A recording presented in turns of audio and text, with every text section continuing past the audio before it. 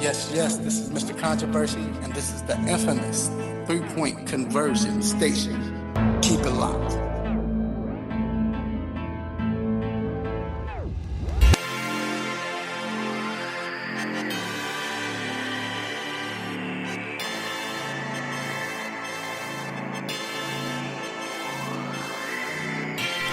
Yes. It's another beautiful Saturday morning. But this is a special Saturday morning. But it's a big weekend in sports. It's going to be a big show as well. And if you don't know, you're listening to the 3-Point Conversion Sports Lounge. And I am your host, Mr. Controversy. Did you miss me? Yes, I'm live in effect today, fellas, ladies, whoever's listening. Man, I'm excited. It's like I said, it's big. LSU, Alabama. We have other big games in college football we're going to get to. We just come off I don't know if this is a record Friday for NBA players. Like, everybody was going off this Friday. Everybody was scoring career highs yesterday or last night. But it's a lot going on, man. We're going to get into that. But again, welcome. I have been sick, so I'm just glad. I'm still not 100%, but I'm able to do the show. That's why I'm so happy. But again, it's been a great show. I mean, great weekend, man. Great week of sports. A lot of things to get into. But first, let me introduce my crew. My man G is on the is in that room doing his thing. What up, G? Yo. Yeah, he's he's always mixing stuff and putting stuff together, directing traffic at the same time while giving us knowledge. She is a one-man wrecking crew. You know, I believe if me and D wasn't here, he could do the show by himself. Yeah, make it happen, right? Yeah, make it happen, and still be playing the music and all that good stuff. Even probably going off on himself. Like he'd be going off on us. But anyway, and it won't just be a yo. Right. But also, as you hear, I got my partner in crime, my road dog, who is about 55%, but he came in anyway. Make it happen, man. My man D Intellectual. What up, baby? What up, though? Hey, man, I'm gonna wake you up today, bro. We gonna make it happen, man. It's all good. Yeah, man. Again, this is it's going to be a great show, man. Like I said, I'm excited. It's a big weekend, man. Yeah, it's a big weekend, but it was a lot of stuff that happened. First of all, we're going to talk about the Baltimore Ravens. They look good. They've been doing good. Lamar Jackson is playing out of his mind. But he's running like 12 to 15 times a game, design runs. And I'm not talking about those runs where, like, he dropped back and it's like a quarterback draw. No, I'm talking about sweeps and off tackle and, and not like 3rd and 1. I'm talking about it's 1st and 10. But that's his ability. So should we be concerned? Is it okay? Are we, afraid? We're going to get into that. Also, like I mentioned, big game, college football, LSU, Alabama. That's the biggest game so far, but it's a lot of other games, man. We're going to talk about that, but just the fact that this game is building up, they're both 8-0, kind of take you back maybe 4 to 5 years when they would play, and we couldn't wait. The weird thing is that game was on, it was at like prime time. Now this is 3:30. I don't like that, I know it's Saturday, but I got things to do, man. Like, I got to take my daughter to this race. She's in this race, man. I'm going to miss this game, man. I'm going to try to act like I was sick, but I know that'd be wrong. But either or, but with the game. Kind of odd, though. Yeah. But with the game, though, it's a big game, but how significant is this game? Does it really matter? It might not. We'll see. Also, man, this situation going on with James Wiseman for Memphis, the star. He was suspended because of, I guess, what Anthony Hardaway did. And now we'll get into what he did, but now they have unsuspended him, and the judge said he can play for a game. Because it was like a question of he may it possibly be ineligible. Right. Like, what? Right. So, like I said, that's going to be something that's interesting. But we have Deshaun Tate coming on, the college basketball expert who's been on every show you can name. He's going to be joining us, thank God. And like I said, it's going to be big. I can't wait to talk about that. He has inside information on that. And then, basketball season, man, we saw what happened with John Collins in 25 games, which is tough. But at the same time, we wonder if the Hawks can manage without him. And then what about these young teams, man? We got some nice, exciting young teams. Which team is the most impressive? And then what about these Lakers? Everybody counted them off when they lost to the Clippers. We don't know. Some people say they overrated. They hadn't lost since. So we'll get into that. And then we have Dr. Fowler coming in, talking the injury report, significant injuries. And what's on my mind, stop it. Quick hits, we got a lot going on, so make sure you let your family and friends know they can listen to the show live locally in Atlanta on the radio on 1100 AM WWWE The Real. Also, we're live on Facebook, the 3 Point Conversion Facebook page. What's up, what's up? Also, iHeartRadio, TuneIn Radio, Radio Now. We everywhere, man. And, hey, it is time to get to these quick hits. Let's get it.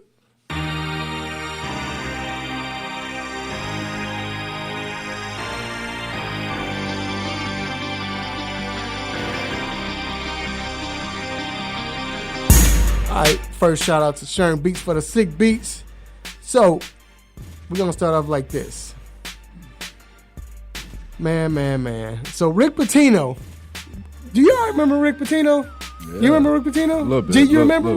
Once upon a time. Okay. A little bit about him. Well, he has reached a deal to coach Greece men's national basketball team. Now, Pitino coached Greek team, how you say that, G? Panathinaikos. The Panathinaikos last year, leading them to everything. The Greek League, Greek Cup, championships, all of that, right? Did his thing. That's what Rick does. But, of course, he did not return for the 2019-20 season. But Greece will play in a qualifying tournament in June 2020 after falling short of Olympic qualifications at the 2019 FIBA World Cup in China. Wouldn't that be something if he was able to get them in? Yeah, definitely. He'll have a chance to coach Giannis and his brothers. I can't remember their names right now. Thanos. Right. All of them, yeah. But no, that'd be big, man, to see that, But Rick Pitino does what he does. He's not a coach, so we never question him about that. Moving on. A former Villanova University football player filed a class action lawsuit against the NCAA and many of its Division I member schools over minimum wage violations. Just over a week after the NCAA announced it would allow student athletes to profit off their name, image, and likeness, Trey Johnson, who would play in the NFL and CFL, seeks to hold the NCAA and its member schools accountable for refusing to pay student athletes. So basically, it's like he's going back, yeah, I guess. He's saying y'all gonna do this now. Yeah, y'all should have paid us before. Yeah. Do you agree with that? You feel it? Yeah, actually I do. Yeah, get him. I say get him. And it's open because it's class action. I mean, anybody can, kind of get down on it. Right. How you feel about it? No, I'm with you, man. I'm with you. And he might not be getting much in the NFL anyway. Only played for the Detroit Lions. Right. Backup running back. But still, just the fact that he could have been a Hattie B's restaurant. Well, I think that's a restaurant, but I'm just saying any restaurant, whether it's local, was national, local, gas station, whatever. I mean, but he could have made his loot. Maybe Hattie B's would have repped him. Hattie B's probably would have repped him. So I agree. Get that bag. Get that money, man. Moving on. It's a lot of fines and filings and all of that. I don't The get NBA this one. fined the Los Angeles Clippers $50,000 for statements made by Doc Rivers and others that were inconsistent about Kawhi Leonard's health. The NBA initially confirmed that the Clippers were compliant with league rules in resting Leonard versus Milwaukee on Wednesday because of a knee injury. After Rivers made a statement that Leonard was feeling better, the NBA fined the team and Rivers, while at the same time the league reaffirmed the team was in line with NBA rules and sitting Leonard. So that deserves Stop it. a stop it if we could get one. I couldn't use it, so stop it. Yeah, I mean, I don't know what happened. Right. That was The issue was, and the NBA is like, they stuck to the letter of the rule, but it still doesn't make sense because the game was Wednesday. It's like, okay, Kawhi, we're gonna sit Kawhi, but Doc Rivers made those statements on Wednesday before the game. He's like, oh yeah, he's feeling better, and right. Yeah. but the thing is, but the NBA also said they followed the rules as far as What was reporting going the on. Right, that's what I'm injury. saying. Like, So, but because he said it before the game, but that's why they only hit him with 50 G's because 50 G's ain't really nothing to a team. right. Like, I don't know. Hey, you know what this remind me of? I'm probably getting in trouble, whatever. I'm always in trouble. It's like arguing with your wife.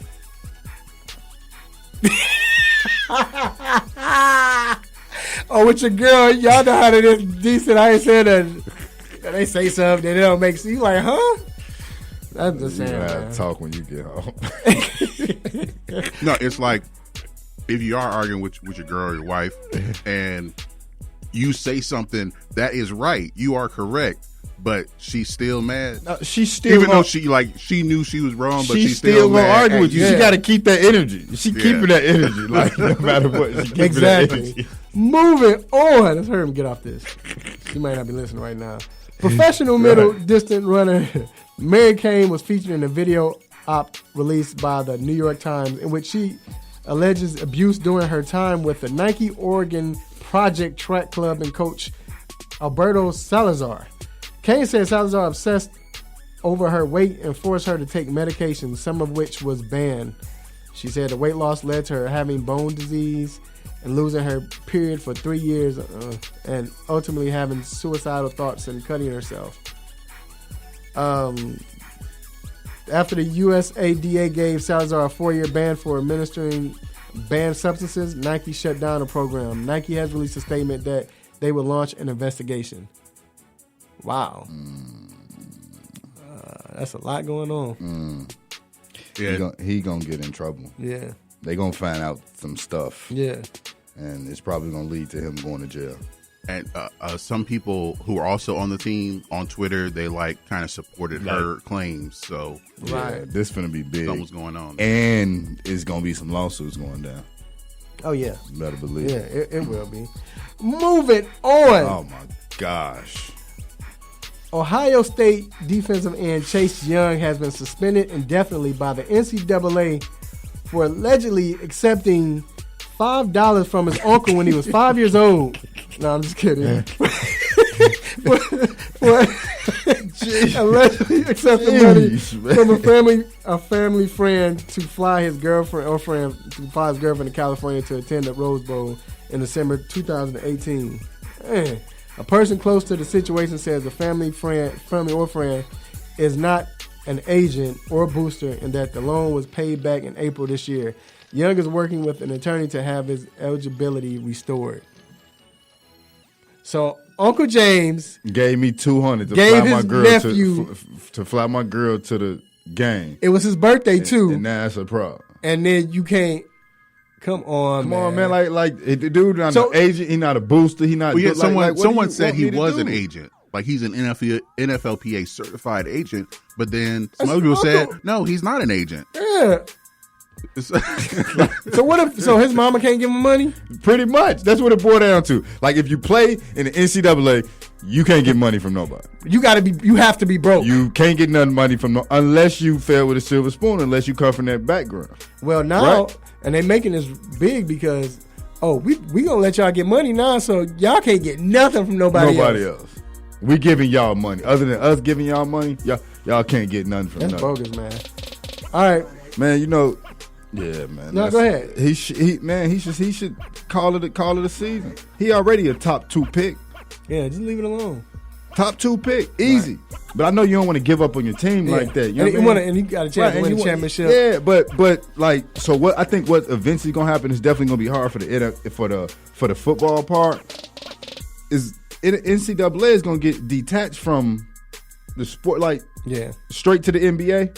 That's gonna come back. It's hard for football because a high school player can't play. Yeah, you can't. You can't. Right. Like you got to become that man. You know what I mean? But like they losing credibility, man. Yeah, seriously. And last but not least, the most gangster thing I done heard in the last year or so, the U.S. President's Cup captain Tiger Woods had the privilege of selecting 4 players for the team, and he said, "Look, I'm choosing me first. I'm putting my name first. Dig this here. Then I'll pick everybody else." Here. Now, this hasn't been done since 1994, which is usually they just pick 4 people and that's it. I'm the captain, but I'm not playing. Tiger said, "Shoot, okay." The President's Cup will be played December 12th through the 15th at Royal Melbourne Golf Club in Victoria, Australia. To Tiger's defense, everybody wanted him to play. All of them wanted him to play. So, That's like you. So, would you pick yourself to play? What, in basketball? Whatever it was. I don't care. It depends on who it is. No, forget that. I don't care if I'm not as good as everybody else. Yeah, look, if it's me, LeBron, Steph, I'm taking the ball out every Durant, time. and Harden and all these other people. I'm picking myself first. Y'all gonna have to figure it out. I'm taking the ball out. Y'all need to do rocks, paper, scissors, all that. All right, so that wraps up quick hits. We're going to take a quick break, and we will be right back with the hot topic. It's hot. Yes. Run it.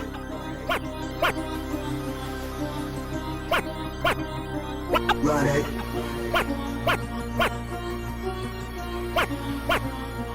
Run it.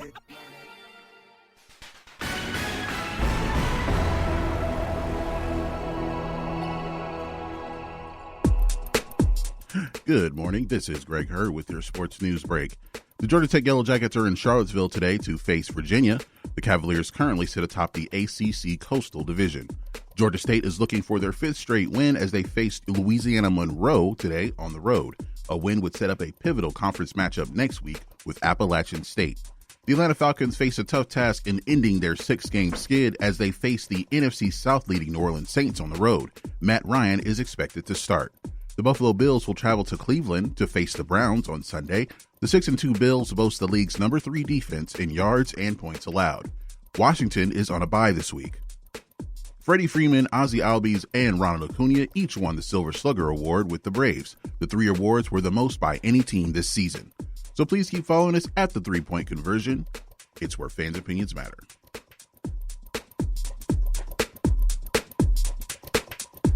Hey folks, Handsome Josh is here to reveal some big news to all the AM 1100 listeners. I have an app. That's right, you can now check out all your favorite programs right here on The Real with the Real 1100 app. Whether it's sports, entertainment, or lifestyle, the Real 1100 definitely has you covered. So why don't you just tell me how much it's going to cost me? And here's the best part. It's available in your Google Play or Apple App Store, and it's free to download. Actually, you can count me in on this one. So download the Real 1100 app today and stay in tune with The Real.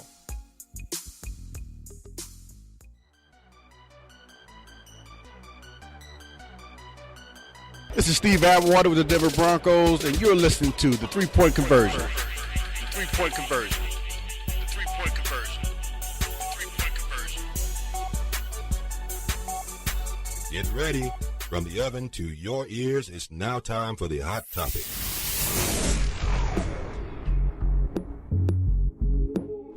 Yes. We're back inside the 3-Point Conversion Sports Lounge. I'm your host, Mr. Controversy, with my main man, the intellectual. Yep. And this next segment, the hot topic, is brought to you by Cindy Cut's Barbershop, located on 3000 Chapel Hill Road, Suite 206, Douglasville, Georgia. Hey, check them out, man. Great group of guys. They all can cut.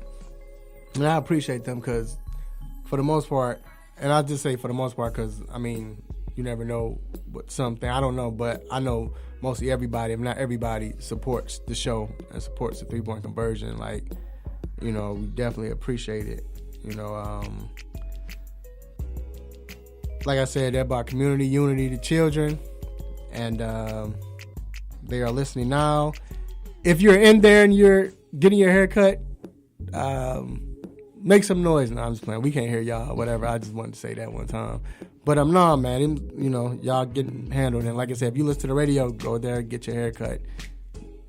You won't be upset. Actually, you'll be happy and be coming back. All right, now, so I want to talk about this hot topic because the funny thing is, there's not a lot of people really talking about the hot top. I mean, talking about this as much as it should be talked about. And the thing is, all right, Baltimore Ravens, they're 6-2, right? They lost to Cleveland Browns in Baltimore when they started hot. They hadn't beat anybody. I think they beat like Miami and Arizona. And I forgot who else they beat. And then they lost to the Cleveland Browns. Like, all right, but then they have big wins. They go to Seattle, and then they beat New England. It's funny. I never forget when we was talking about this. I said something about them that they were going to do this and do that. You were like, no, they're not, because I think that at that time their defense wasn't holding up, and they had just got kind of right, right, and they got it together. And a big factor in all of this is the fact that Lamar Jackson has been spectacular. And he's been running the ball. You can't stop him. He's throwing the ball as well. The real dual threat. This is what a dual threat is. Mm-hmm.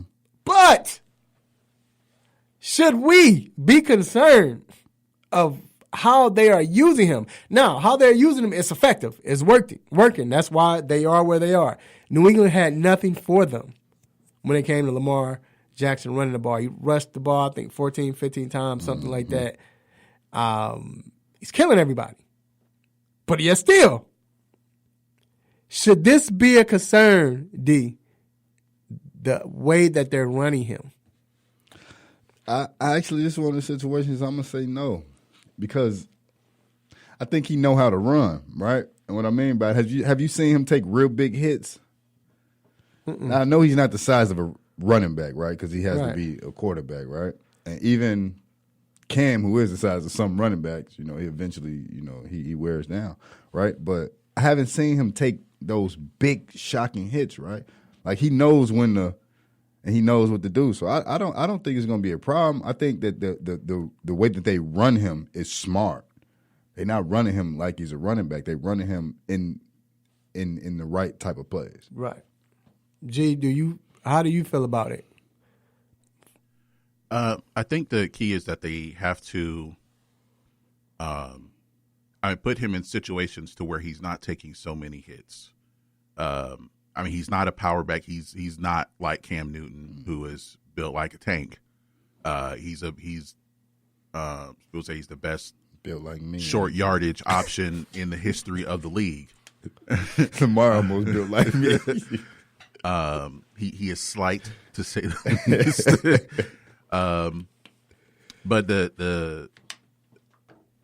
But to use his running ability, you know, it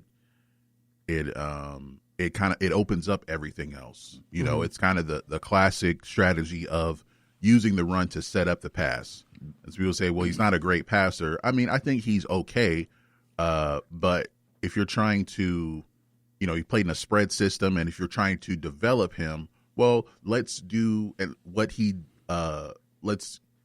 take advantage of what he does best, and then everything else will come along from that. And I think overall that's probably what's going to happen, right? It's like the running will start getting lower, as his passing gets better. But I don't know because that's what's winning right now, and because no one can stop it. Well, I'm talking about long term. Right. That's what I'm right. term. But right. okay, and that's really my problem is long term. Even if it gets better, yet still, if they still haven't found a way to stop this, why stop? Right. So my concern is we remember RG3. The guy that plays on this team now. RG3, I know my Washington Redskins fans remember him. RG3 was the same way, but he could throw. Had an arm, and Shanahan kept running him. RG3 wasn't taking big hits at first. At first he wasn't. And then I don't remember time when he wasn't. But. And then it got to late in the season. They were looking for him, and somebody caught him real good. He continued to play, and then he hurt his ankle, got hit in his ankle. From there on, he had been tootsie rolling the whole rest of the season. But now you look at his career, it's a wrap. And my thing is, in the future, I feel like they're setting him up because I don't care who you are. It's like running backs. It's a lot of running backs that didn't take a lot of hits. But it starts to wear down on you. And come on, man, go ahead. That's your name, Frank. Right. But another thing, are they running him just because it works? We can talk about his passing, but who is he throwing it to? I mean, that's part of the problem. Who was he throwing it to? That's definitely part of the problem. I mean, they don't have that that go-to guy yet. I mean, Hollywood Brown, they expect him to be good. I like Snead can work with. I like Andrew. But I like my problem with that is that name a wide receiver in Baltimore other than Steve Smith for those 2 or 3 years he played there. That's true. So and that's Baltimore. But they don't call me Mr. Controversy just because it's a cool name. What you talking about, Mr. Controversy? Why is it that mobile quarterbacks, when you think mobile quarterbacks, no wide receivers, they never get wide receivers. The line really isn't that good. Let's be real. Most of them happen to be black quarterbacks. We could go down the list. I'm going to name some names, and what black, white, whatever that didn't have run mobile quarterbacks, and we're going to see. We can start today. Russell Wilson. He has Tyler Lockett. Now Russ is messing up because Russ is making him look good. Good. So they won't get that. Good. And they might be all right with that. You know what I'm saying? He made Doug Baldwin look good. Because Russell is a mobile quarterback, but he doesn't run like that anyway. So I think it works out for the team. But still, when he was running, he never had receivers. Donovan McNabb. Nobody 1 year TO. 1 year. And then they didn't want to pay him no more. So what about Freddie Mitchell? I'm just kidding. Westbrook. Right. Westbrook was his best receiver. He was a running back. Who was an Eagles fan. He's like, his receivers were Todd Stinkston and James Trash. So. Right. All right. Then you look at now, me and D were talking about this. Here's another running quarterback, Steve Young. But people say, Steve Young had Jerry Rice. Joe Montana had Jerry Rice. Yes. Joe Montana got hurt. And Steve Young inherited that. Do this, right. But in Tampa, he had no receivers. Tampa, he didn't have receivers. He didn't have any running backs. He didn't have an offensive line. He was just out there. He was out there just running. He was just running for his life. He didn't have a coach. Who else in the past that we know? Cam Newton. That 1 year he had big homie, dude who became an offensive lineman, Kelvin Benjamin. Cam Newton. What receiver has he had? He had now Steve Smith was there, but they traded him. They traded him for nothing. Yeah.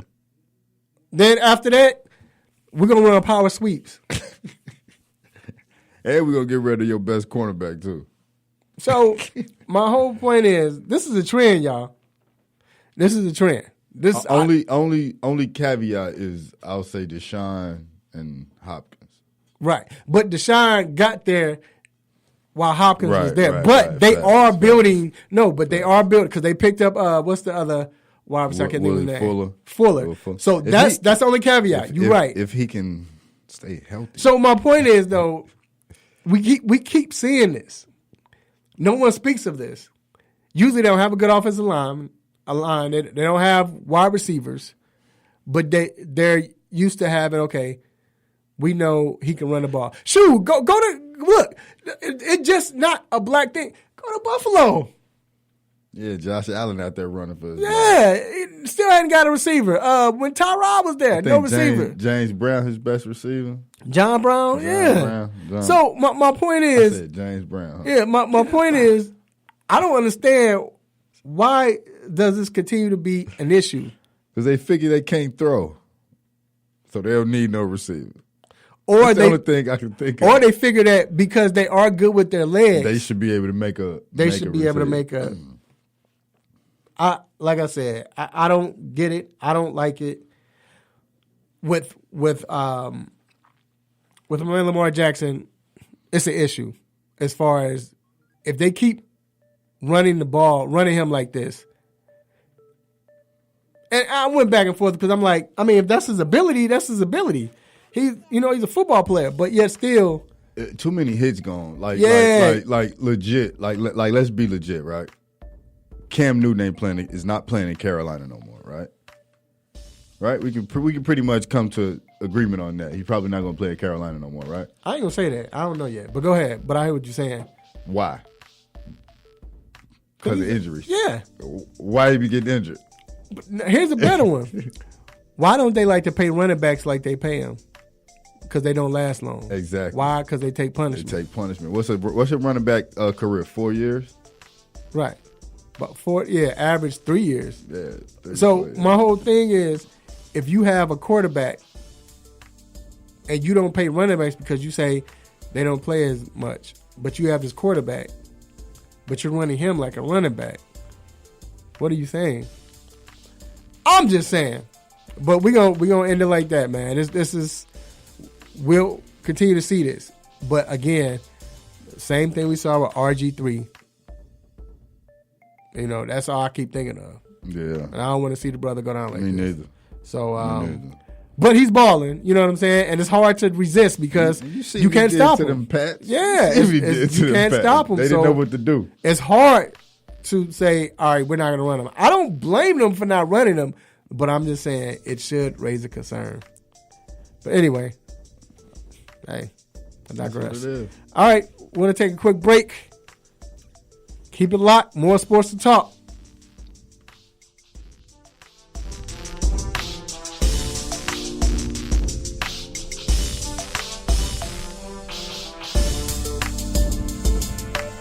There's a lot going on in the world, and your world is always changing. That's why it's important to stay connected. The latest news, the latest entertainment, the newest music. If it's in the air or on the air, it can be in the palm of your hand, wherever you are, with the iHeartRadio app.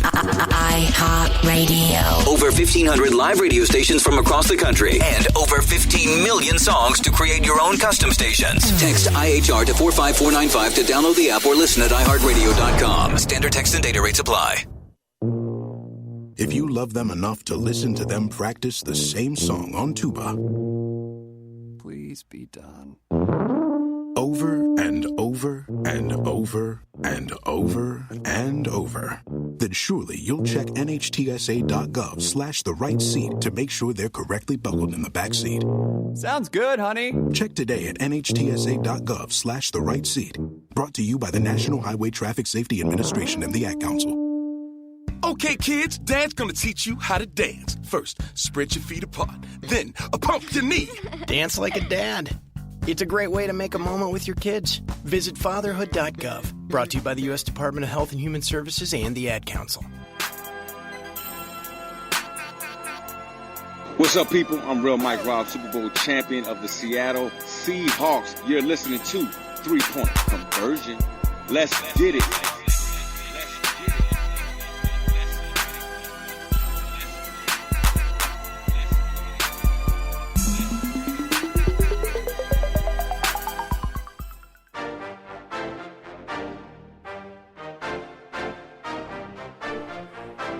All right, we are back inside the 3-Point Conversion Sports Lounge.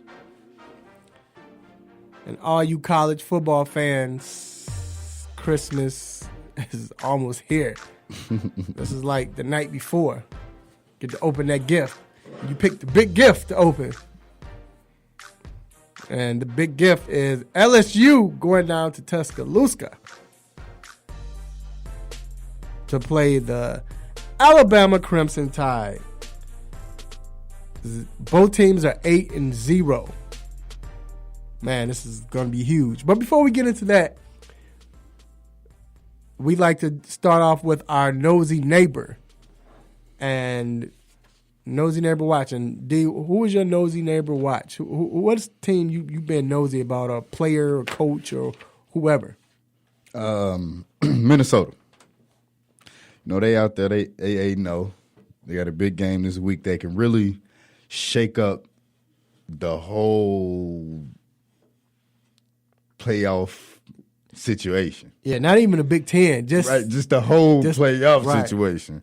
And it's going to be interesting to see what they do. They play at Penn State.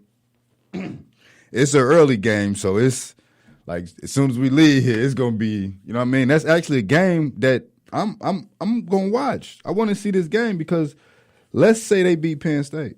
Mm-hmm. What do you do with Minnesota? And see that's the you gotta put them in the top 10 like easily, right? Because right now, what are they ranked? 17th. They're 17th. And the thing is, like, in the playoff race, what are they in the playoff? What are they raised? What are they? Not raised, but ranked. Can you look that up, G? But their number is 7. They 7 in the playoffs. 17 in the playoffs. Okay, so they're 17 in the playoffs. Okay. So, but I mean, let's say they beat them. Let's say they win out. They beat them. They play after that. They play Iowa, Northwestern, and Wisconsin. Let's say they win out. Then yep, they get in the Big Ten championship. Big Ten championship. And if they win the Big Ten championship, I think because you have to include if they beat Penn State, win out, Big Ten championship, they're likely playing Ohio State. Right. If they beat them, you have to put them in the playoff. Mm-hmm. They would have the quality wins. Yeah, like I mean, what the close the two close games was against Fresno State and Georgia Southern, but that was early in the season, right? Ever since then, talking about blowouts. And like I said, they've been that quiet team nobody has paid attention to. And the thing is, and this is why PJ Fleck got that 7-year extension. Yep. They had to we got to lock this up forever. This is the best period of Minnesota football, literally in 80 years. Yeah. So I'm with you on that. My nosy neighbor watch, and it might not just be just after this week. I'm gonna continue to peek. Like I got my timer on when they pull up in their yard. I know when they pull up or getting up to go to work. I'm peeking out the window, and this is the college football playoff committee. For one, what you just said, and then the LSU Alabama. What's going to happen?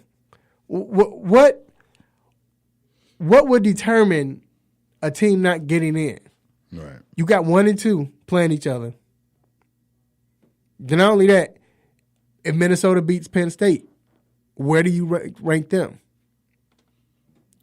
And this is going to be one of the most difficult tasks they've had, just because you got so many teams that are good. The good thing is now, like I said, it's playing itself out. But, I mean, you still got the SEC championship, Big Ten championship. Ohio State has to play Penn State, so Penn State can play their way back in if they lose. I mean, even with Michigan beating, I mean, people don't think Michigan beat Ohio State, but the way Michigan has played lately, you know, and what if they do? Blowout. It's just a lot of questions. Does Oklahoma benefit because LSU or Alabama lost to each other and they're both 1 and 2, but Oklahoma they lost to McDonald's Tech, but will they get in? So that's my nosy neighbor watch right there. That's what I'm being nosy about. And you consider that, like, I feel personally that with like the Big 12, the way the rankings first came out, this was a message to the Big 12. It proved to me that Oklahoma still is the only Big 12 team allowed to lose, to be in the playoff in the Big 12. Like, the committee will not let anyone else in. Baylor is 8-0, and I think they have no chance even if they beat Oklahoma. Right. Like, we don't want Baylor in there. Who wants to see for the that optics? game? For the optics, right? No, we don't want that. Minnesota, even if they win out, they'll probably still be number 4. Right. And then then someone will still try to rationalize. Right. You know what? Ohio State maybe should still be. And that's right, and that's what I'm saying. But I mean, if you take Minnesota's schedule up against Ohio State, right? So who's Ohio State big games? Are you asking or you about Yeah, you just saying? I'm asking and looking at the same time. Well, no, I can tell you right now. I mean, the only big game they play so far is Wisconsin, but they play beat the brakes off of them. Yeah, they beat the brakes off them. Then they play Penn State. You still have to play Michigan, and then if they win those, it's Big Ten. I mean, it's Okay, so it's Wisconsin, Penn State, and Michigan. That's So I mean, they've had big games, and they're going to have big games. So it's like I said, it's still a lot to play for. But let's get to this big game today. This LSU game, Alabama game. This like finna be like get popcorn. And I still hate that it's a 3:30 game. Me too. I think it should be 8:00. Yeah, this should be prime time. Prime time. I don't like that. Have people over, right. And you know what I mean. Right now, LSU. They come in, been a lot of talk, who's the better team. Personally, I believe is LSU because of who they played. Mm-hmm. I mean, you can say, well, Texas is not a big team. Okay, but still, they went to Texas and beat them. To me, that Texas win trumps every team Alabama has played so far. Do you agree, G? Going into Texas, beating Texas. I think that's fair. Yeah, I mean, Alabama really hadn't played anybody that big. I'm saying, so it trumps that. Or that just alone. But it's all of that at the end of the season for Alabama. Right. They have Auburn, and that's it. An SEC championship. Yeah, that's about it. Right. So, but LSU, and to me, it's easier to play. I think at the end of the season because now in mode, you're in mode, healthy. You're you play together. You know what I'm saying? You work out the kinks. Right. But they had to go to Texas to play them. LSU, of course, they beat Florida. They beat Auburn. Mm-hmm. Top 10 teams. Yeah, they ready. So, but the thing still is. And it's not Alabama's fault that all these other teams they played are not that good. But I guess right now it's about matchups because they both have explosive offenses. Like we know with Alabama, you have Jerry Jeudy. We have Devontae Smith. Mm-hmm. But the key is going to be Najee Harris.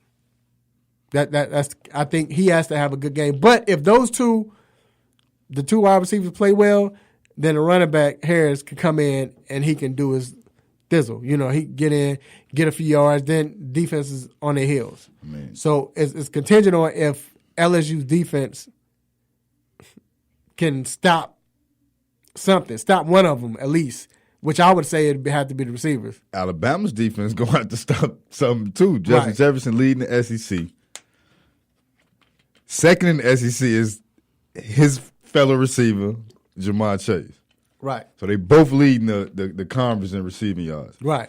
And then you could throw in Terrence Marshall. He tied for 6 in the conference with 7 touchdowns. He only played 5 games.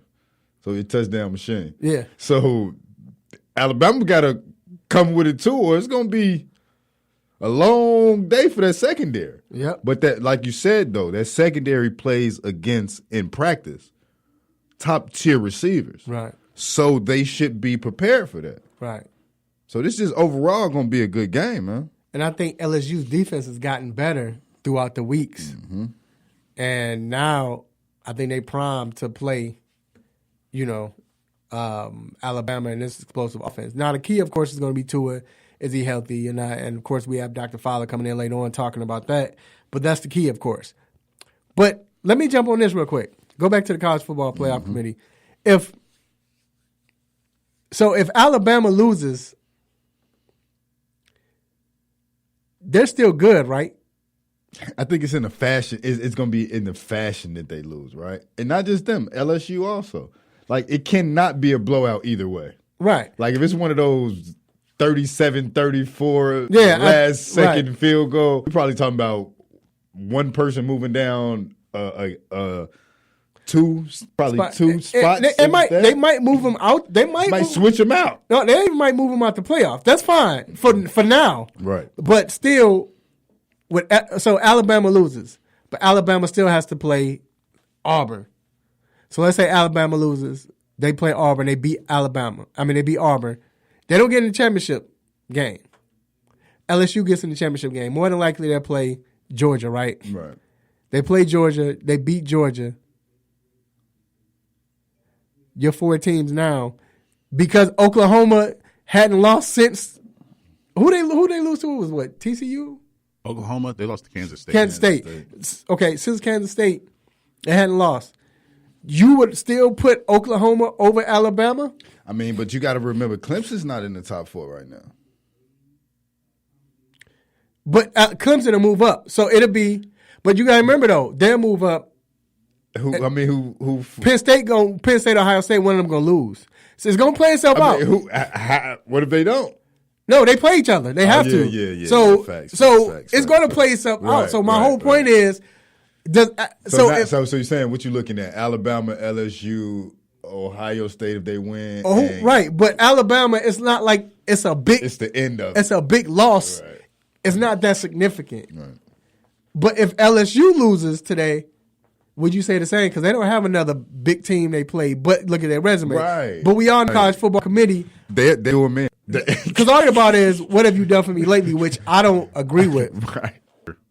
And I do agree that they'll look at it as what have you done for me lately. They won't look at the resume overall. I feel like teams in the top 4, 6 are there for a different reason. Like it's there, the committee doesn't follow the same criteria for all every the way team. through. Right. Because otherwise, I think LSU should be number 1. They have the best wins compared to Ohio State, but Ohio State's number 1 because they've demolished everybody. Right. And see, and that's the thing. So that's why I think, as big as this game is more so to see who's the best team. So if but I don't think it's as significant as most people think it will be. If LSU loses, tell me your top 4. If LSU it's going to be Clemson going to move in, so they'll take their spot. But again, it's not about this week. That's what I was saying. Yeah, that doesn't matter. I think how I think it could play out. I think whether Ohio State, Penn State wins or not, I say Ohio State beats Penn State, and they go undefeated or whatever. Or better yet, let me take that back, because Ohio State got to play Big Ten championship. But I still think that it's got to be. I think LSU gets in. I think LSU will, or one of them teams will get in if LSU loses. I still think they only lost would be Alabama. Right. Why wouldn't they get in? Why would you put them over Oklahoma? Yes, Oklahoma has a Big 12 championship, but who are they playing in the Big 12? And even if Alabama loses, I can't see them not putting Alabama in it, right? Like, can you even see that? Like, let's say they lose to LSU and they went out. Can you see them not putting Alabama in it? The Alabama would need, and they would prefer if Auburn also had won out up until when they played each other. Right. As long as Auburn doesn't lose again before they get to Alabama, that would make Alabama look better by beating Auburn. But if Auburn loses by the time they get to it, it's like, you lost to it. You beat a okay team. Right. All right. Well, we're gonna take a quick break. It's gonna be interesting. I can't wait. Make sure y'all glued to a TV today. All right. We'll be back.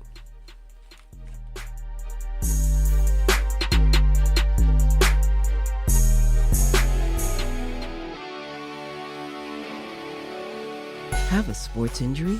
Need to see an orthopedic doctor? Ortho Atlanta is one of Metro Atlanta's largest orthopedic and sports medicine practices, providing orthopedic and sports medicine care for the whole family. With 37 physicians and 14 offices, the practice provides the highest level of care for injury of muscles, joints, bones, and spine. Ortho Atlanta offers convenient access to a full range of musculoskeletal surgeons and specialists. Ortho Atlanta also offers on-site physical therapy, pain management care, MRI imaging, and workers' compensation care. The Ortho Atlanta Surgery Centers in Austell and Fayetteville provide cost-effective, same-day surgical procedures in an accredited outpatient center. Hip, knee, shoulder, back pain? Ortho Atlanta has you covered with small areas, same-day appointments, orthopedic care for the whole family. Ortho Atlanta, Atlanta's choice for orthopedic and sports medicine care. Learn more at www.orthoatlanta.com.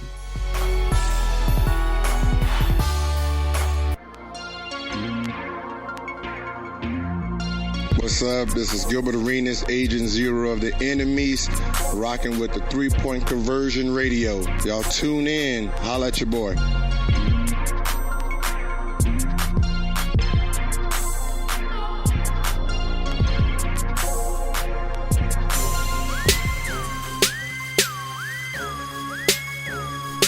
All right, we are back inside a 3-Point Conversion Sports Lounge.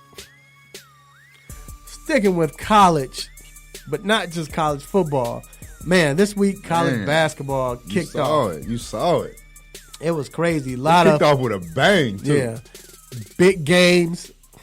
Opened up with big games, but of course. Big news. Big news. But the reason why I'm so glad that college basketball kicked off, and I don't have to just bring him in just for this, but I know he's excited because this is his time. All I got to do is send him a magazine of college basketball preview. I promise you, he'll do anything. I get anything as far as him coming on the show. And that's my man, Deshaun Tate. What up, Deshaun?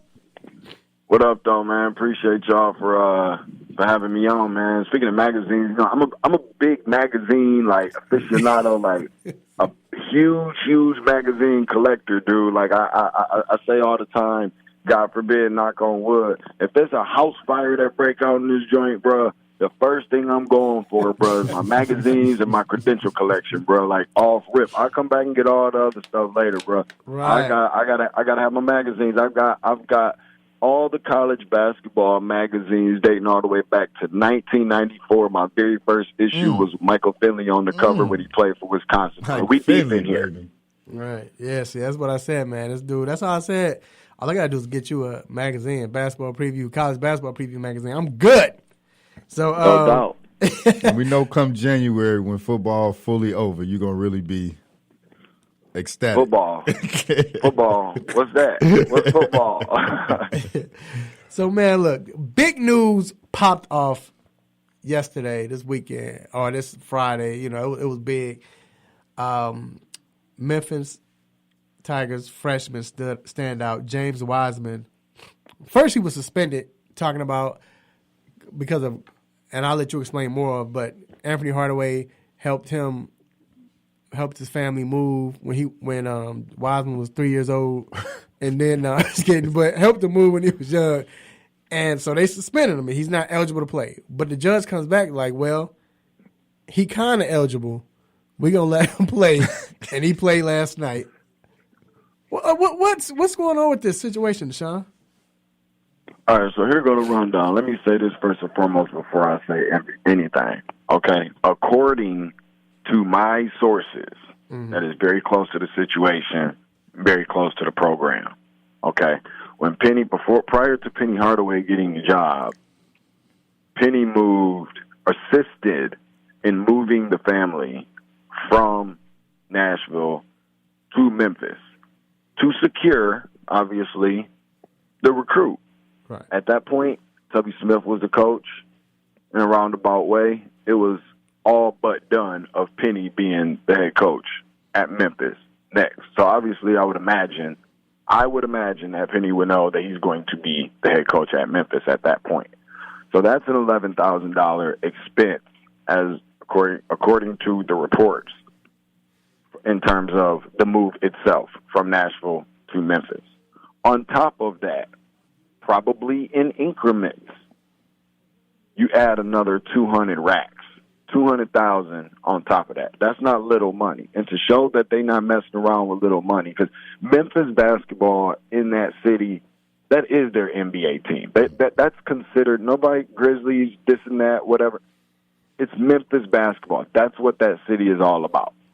And basically, you know, it's a situation where if you can't tell they got long money there, it took less than 30 minutes for sure, and less than an hour to make him not saying that he was eligible to play, but they were taking that risk on their own in terms of their program. So I would imagine that Penny Hardaway, when he got hired on, had an agreement with the athletics department. I'm going to be the head coach, and we're going to get these recruits, and I'm going to bring some W's with me. However, something come about this situation, it only makes sense that y'all going to take care of this. That's why you're not hearing Penny coming and saying anything. Penny's keeping his mouth closed, as he should. He said something yesterday in regards to, hey, I'm not going to mention anything about this James Wiseman situation in his presser after the game yesterday. However, I will tell you this much, that the kid will play. And again, according to my sources, this kid is going to play and that this is going to go away.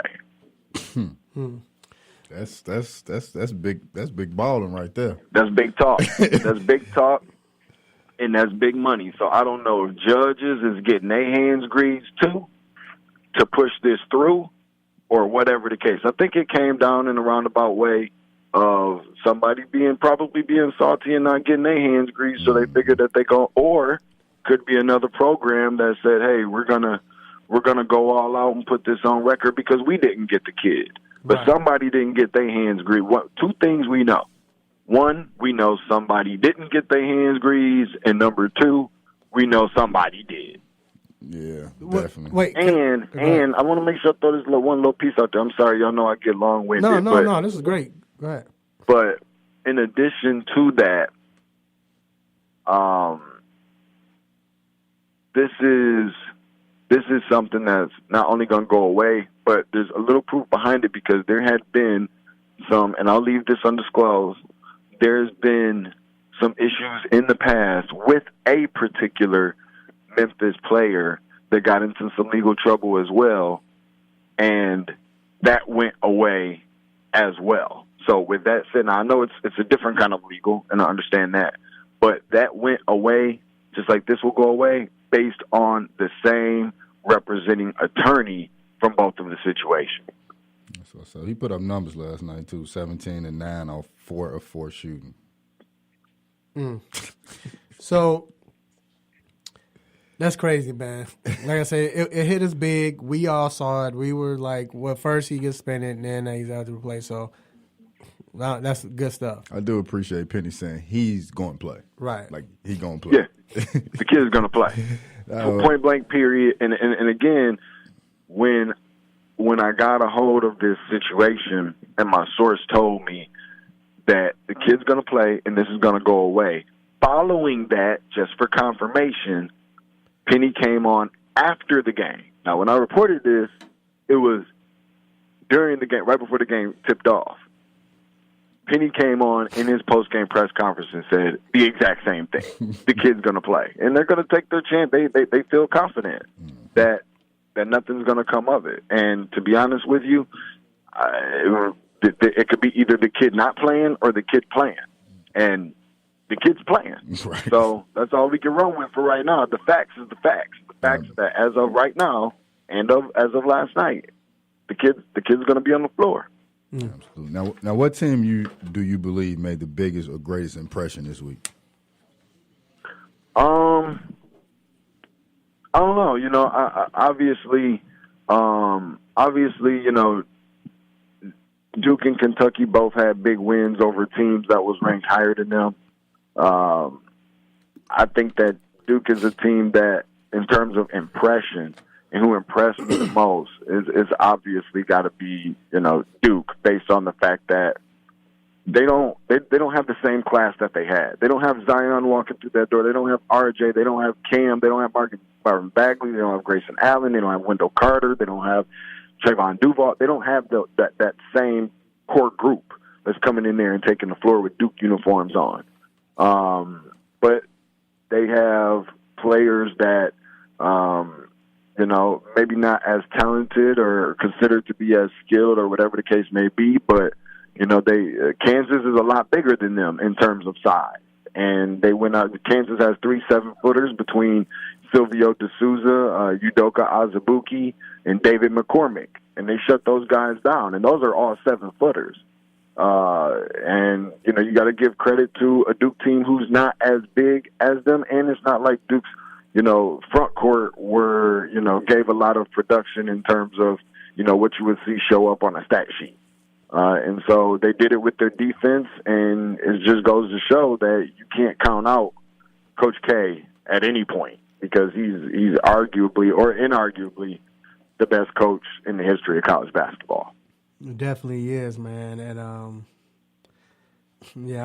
real interested to see what happens for the rest of the season. Now, this kid, we talk about the kid is playing, but it's another kid that is playing. And is playing well. Is he a kid? Some guy named Cole Anthony that plays for another North Carolina team in that state. Mm.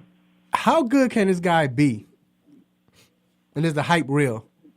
He's the real deal, man. I remember one of the first times that I went to go see Trae Young play. They played in the Peach Jam up in North Augusta, South Carolina, and it was in the Final Four, and they played.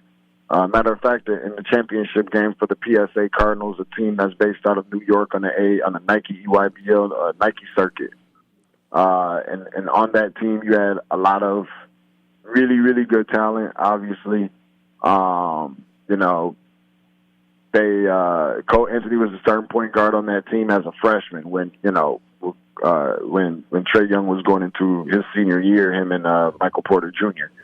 And Cole Anthony was the number 1 freshman in the country at that time, and he looked really good. Now, I'll be honest with you, and I'm not biased to anything, and I don't hate any region of the United States, but I've never been the huge advocate or big fan of guys that come from New York with their style of play, the way that they dribble the air out of the basketball a lot of times and things like that. But he just looked very New York, but very just very, very solid, and he looked poised, like he knew what he was doing out there. Obviously, basketball runs in his bloodline, Greg Anthony being his dad, and he's strong, he's athletic, he's fearless, he's a New York kid. I think the best thing that can possibly come out of this for the New York Knicks is maybe having the opportunity to get him, considering that they need a point guard. Because they're going to stink again. And I think that having the opportunity for him to go right back home, he's ready for everything that can come with New York City, Manhattan, Big Apple, big bright lights, and all that good stuff. So the kid is very talented. I think he's one of the probably 2 or 3 best freshmen in the country. I definitely got to add, Anthony Edwards from Georgia to that list. But, no, the kid is definitely the real deal. I mean, think about it. He put up 34 points and 11 rebounds, had a double-double in his very first game for North Carolina against the ACC foe. So it's not like they were playing, Southeast Louisiana Tech College of, a deaf school or something like that. Like, the kid put up some numbers against a pretty good team, and he ain't going to do nothing. I couldn't imagine that he does anything short of that for the remainder of the season. This kid's good. All right, so there you have it. My man, Deshaun Tate. Make sure you follow him on Instagram at Tate's Take Hoops. That's TATES TAKE. Then Hoops. Tate's Take Hoops. And he's on Facebook as well as Deshaun Tate. Make sure you follow him. Deshaun, man, we appreciate you for coming on for the knowledge. Of course, we will have you back soon. And, hey, man, stay up. Hey, man, I appreciate you guys. And again, I always want to make sure that I preface this according to my sources. but I trust my sources, man. I've been knowing these sources for over 15 years, my brother, so it's a go. That's for sure. Appreciate that. All right, we're going to take a quick break, and we will be right back.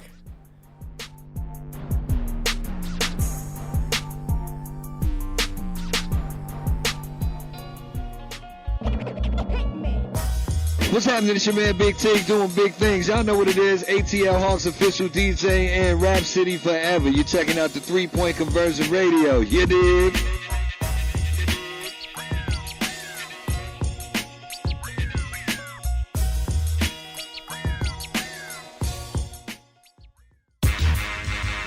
You're tuned into WWE Peakville, AM 1100. The opinions expressed during the sponsored programs on this station are strictly those of the program hosts, guests, and callers and are not necessarily those of Beasley Broadcast Group, this station, its staff, other advertisers, or agencies. Big ups to our Sports Lounge crew for keeping the airways blazing each and every Saturday. But I want to send another special shout out to our team of writers at the 3-Point Conversion. You can visit us at the3pointconversion.com. You can also like us on Facebook, follow us on Twitter. How about the Gram? How about iHeart? How about Spreaker Radio? How about wherever you need it, baby? We got you covered.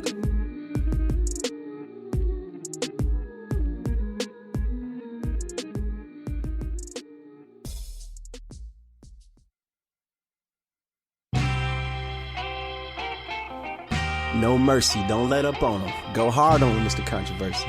Hit him with the stop it button.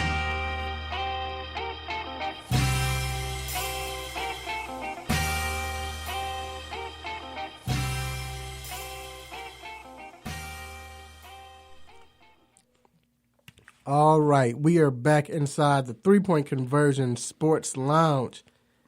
And I want to thank everyone, who has been listening and following us and supporting us. We appreciate the support. And like I said, it's great to get that support.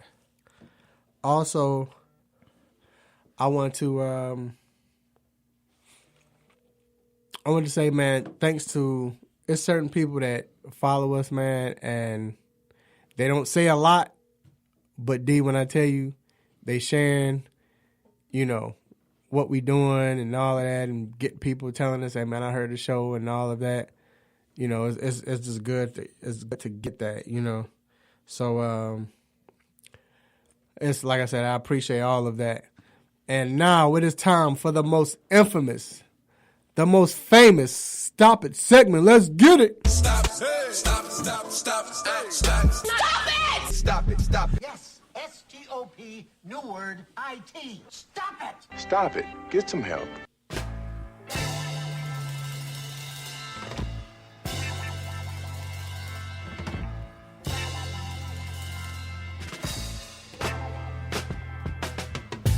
All right, D, it's on you. So my stop it is going to go to the Washington Redskins. The reason I'm giving them a stop it is for the whole handling of the Trent Williams situation. From him having that cancerous growth that he had on his head to them now saying that they're not going to pay him the remaining, $5.1 million of his contract and putting him on the non-injured exempt list. Just the whole situation just smells foul. And the NFLPA is actually backing him as opposed to the Redskins. Just that whole situation is just horrible. I think he had the growth on his head like a couple years ago, and they said that it wasn't nothing. It wound up being cancerous, and like it literally was like weeks or months away from being, causing his death. Like they told him to get his affairs in order. Like that whole situation is just sad, and they definitely deserve a stop. Stop it. Yep. My stop it goes to Mr. O.J. Simpson. Orenthal. How does it say it? Orenthal James. So, O.J. Simpson sues the Cosmopolitan of Las Vegas for defamation, for saying that he was belligerent, he broke glass, or damaged property, right? So basically, the lawsuit would entail compensating him for the damage done to his pre-existing reputation. Stop it. Can I get another one? Stop it. So you want to sue because it's damaging your pre-existing reputation? Stop it. Well, what's his reputation? I don't know. He's a nice fella. Nice fellow. Yeah. Go ahead, GSOU. Okay, my stop it goes to the story came out. I know we'll talk a little bit about it later, but the issues that the Warriors are having with all the injuries, there was a report that came out that a lot of players are looking to get revenge on the Warriors because of how they've dominated the last 5 years. But those players refuse to be named. Right. They refuse to have their name in the story. I want to be all in it. Stop it. Give him another one, man. Stop it. Write it down, quote it. I'm saying it. I'm putting my name on it. So I saw some tweets because a lot of the star players are out and like they steal the ball from Eric Pascal. Right. Yeah, that's for Steph shimmying on me last year. They can't really they want to beat them, but they can't make them pay for it, right? Some of them are even saying Dre not finna be out there playing with these dudes, and you know what I mean. But they want Steph to get the brunt of it too. The first 5 games, he was getting they was getting blown out. Everybody was happy, but now he hurt. It's not the same. You beating Golden State by 20, but they just got some dudes out. Right, there. It is. It's definitely some dudes. Pascal became the number 3 rookie based off the. Yeah, he been balling. Stop. All right, so that wraps up our Stop It segment. We'll be right back. Don't touch that dial. We'll be back talking NBA basketball.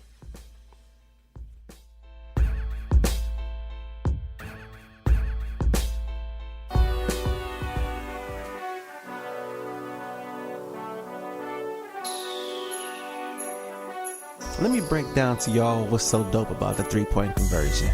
First of all, everybody is a fan of the game first. Second of all, everybody is a student of the game second.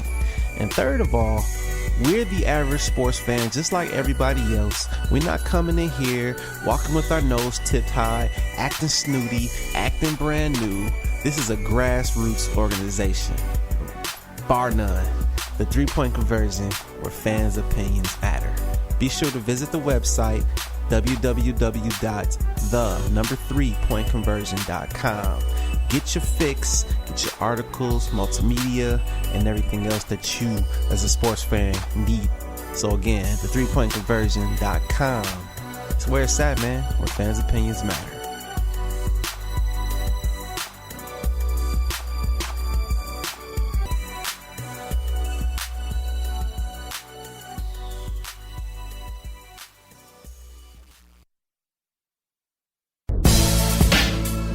What's up, world? This is Vincent J, aka the Fantasy Guru, and here are your fantasy facts heading to Week 10.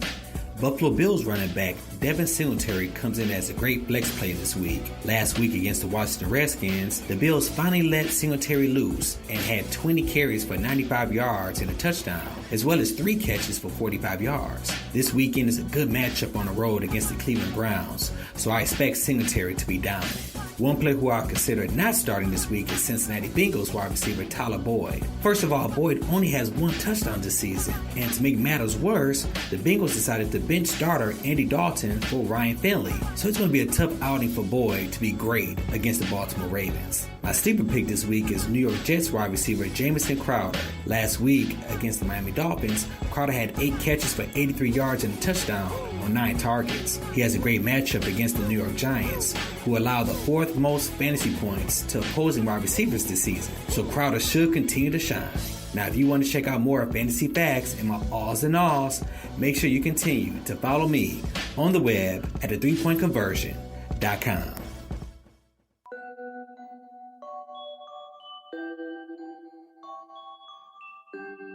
Happy Saturday, sports fans. It's your boy Sherm, a.k.a. the Lord of the Beats, and you are currently inside the 3-Point Conversion Sports Lounge with my mans Mr. Controversy, D Intellectual, and of course my dog G behind the boards. Cheers to the freaking weekend.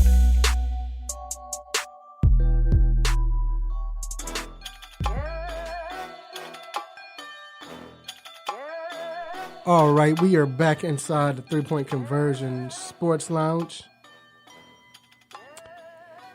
All right, it's time to get into this NBA. The Hawks but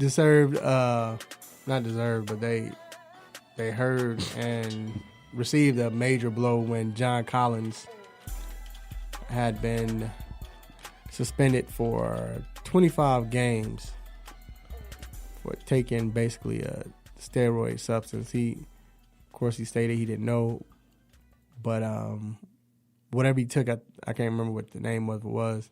Jay, I know you probably know. Yeah, it was called a growth hormone releasing something -2.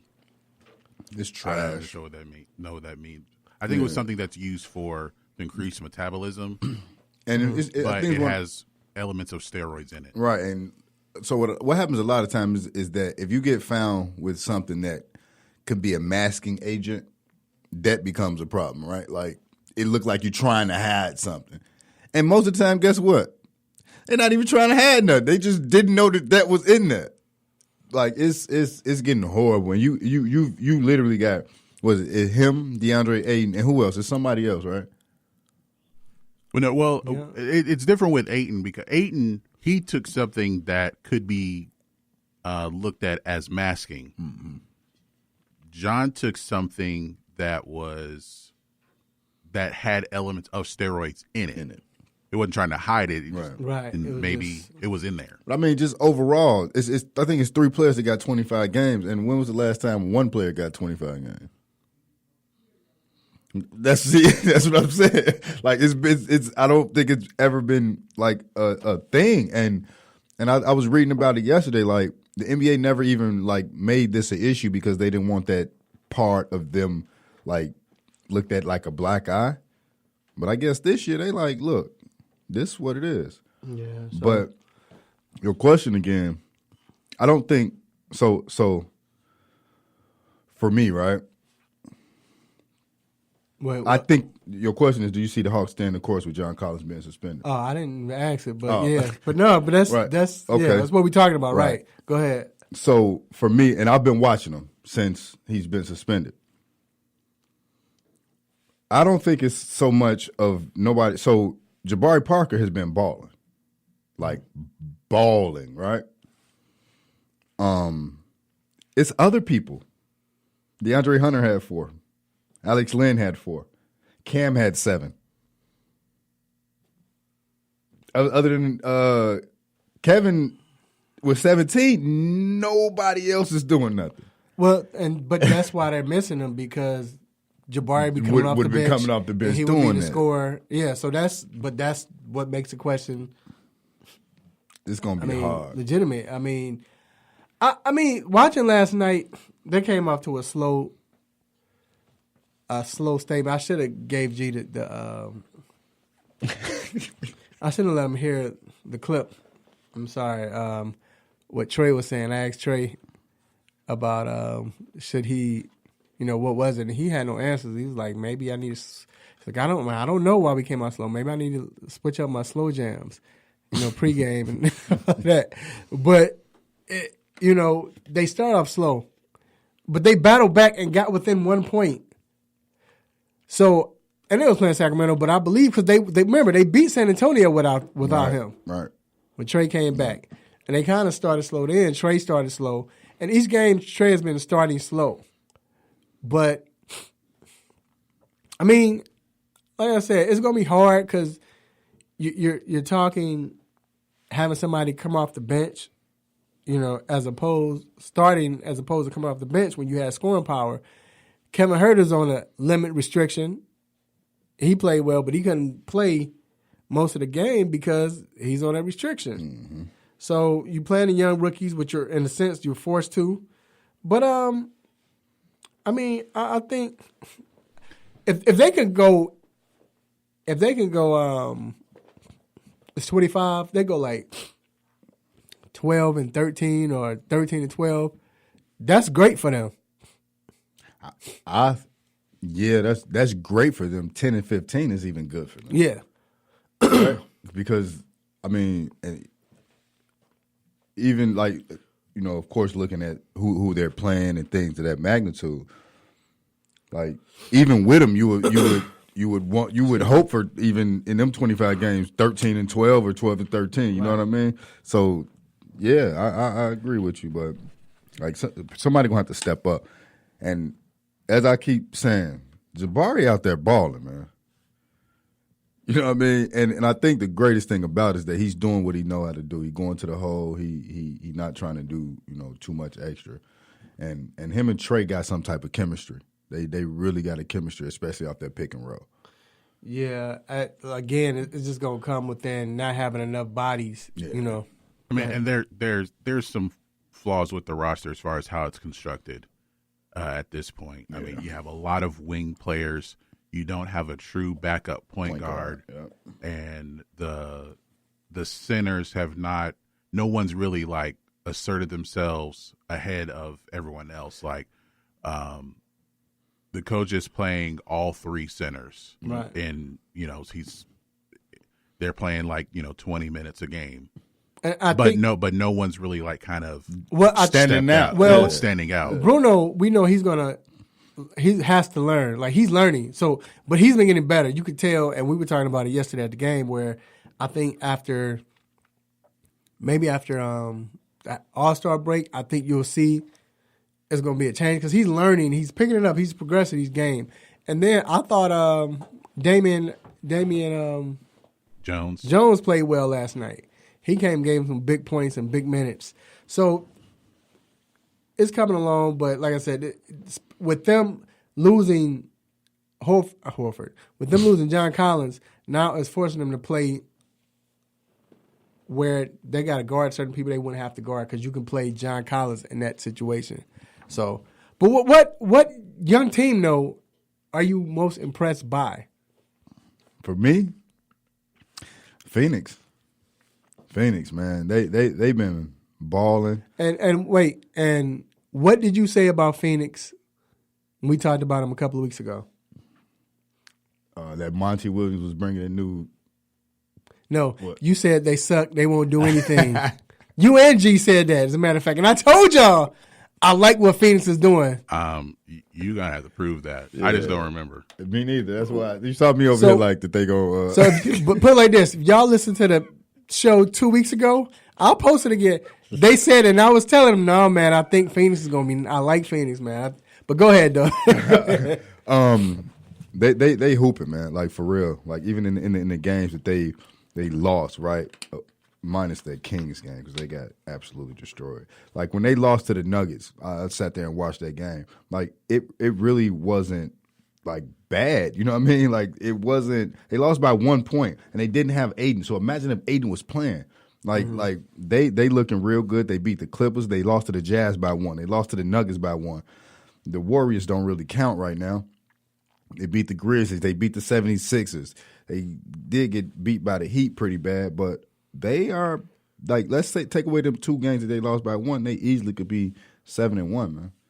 So I like what they doing out there. And Devin Booker is buying into Monty Williams, and Monty Williams is buying into Devin Booker, which makes Devin Booker buying into Monty Williams, and they got a great relationship. Well, Monty Williams is definitely the key, and of course, like I mentioned before, the biggest thing was getting a point guard. That's all they needed because you had D Book playing point guard, right. And he was so it was taking a lot out of him. He wasn't able to get everybody involved because he's not a true point guard. But when you have a true point guard in Rubio, now the ball's getting dispersed. But then think about this. Is it Aaron Baines? I think Baines. I can't remember his first name. Aaron Baines. That's it. He's came in and gave them too. Yeah, he's tough, but he's played great points, rebounds, so on. And I think that trade, getting Kelly Oubre over there last year, was huge too. Right. It allows Booker to really play in his position, and Kelly Oubre is a good playmaker type. You know what I mean? He can shoot the three. He'll go in and dunk on you, and he's not afraid of it. I think that's from him playing with Bradley Beal, playing with John Wall. He had that confidence already. He came from a winning culture. Of course, I don't want to say a winning culture of a championship culture, but they were in the playoffs. This is what they did. You know what I mean? So, G, do you have a certain team, or are you just? Is that what you're agreeing with? Is it Phoenix Suns and another one? I mean, I could see how Phoenix is they've gotten off to a hot start. I do agree that them getting a point guard takes the pressure off of Devin Booker, so he can play his natural position. No one else really had. I mean, other young teams, as far as it's been up and down for the most part to me. I mean, there are some players who have played well, but as far as an overall team, there's no real surprise to me right now. I'm impressed with Minnesota. Minnesota's a young team, and I'm impressed with Wiggins. He surprised me. You remember just last week I said that he was a week and a half ago. I said he was a bum. Right? Yeah. He dropped 40. He's still a bum. Yeah, I agree. But you know who I was? You said Minnesota, but Cat is. I need him to get tougher. Still, like last night, and that's kind of what I'm meaning, right? So they're 5-3. Last night, who they play? They played the Warriors, and they became very close to losing because it was a tight game. They went to OT. D. Russell dropped 52 on them. Cat had 20, 7 for 17. Like, if you that dude, I'm gonna need you to. But no, wait. I hear you, but Wiggins, one of them nights where Wiggins go off for 40. So it's one of them nights where it's like, all right, he had his. You know what I'm saying? It's not just this night though. That's my problem. But if you look at the whole season, Cat's been balling. He's been averaging like 32-15, 32-13, and like 5 assists, shooting 3 threes a game. Like, he's been carrying them. And I think that's why they've been winning. Why they've been winning, because Cat always does his thing. Now, that doesn't talks about toughness. That talks about skill. So I agree with the toughness. But that's all I'm saying. I'm not saying he don't have the skill. But the key is Wiggins. I think Wiggins has stepped up, and now he don't have Jimmy on his back. He doesn't have Tibbs on his back. I could just play. But he's played well. He better keep it up. He's played well. He's scoring. He's playing with more confidence. He's playing. I mean, I like them. So let me go jump to everybody really killed the Lakers after that loss. That blowout. But now they have the best record in the West. And they've been playing well. LeBron has been playing great. LeBron is, man. As much as I used to hate LeBron, and I hated him not because I want no LeBron, which I call a hater. No, I was a Bulls fan. So, of course, I'm not going to like him because I didn't care about Cleveland. But Miami, I hated Miami. And then when he got to Cleveland, they became good again.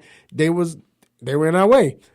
But that dude, for him to be in the 17th season and still playing like this. That is a fact. Is ridiculous. It's ridiculous. But I think with everybody starting to come in now, Dwight Howard's been big. He's been playing well.